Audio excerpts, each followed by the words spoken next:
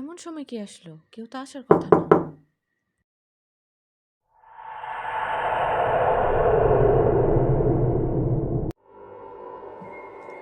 রাত 2টা বাজে, ইলেকট্রিসিটিও নেই, আমি বাসায় একা। দেখি সেমিনকে একটা ফোন দিই। না কেন?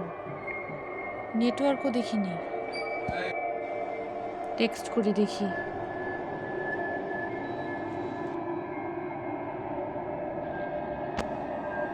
আল্লাহ, মেসেজও দেখি সেন্ড হচ্ছে না। কি করবো এখন আমি?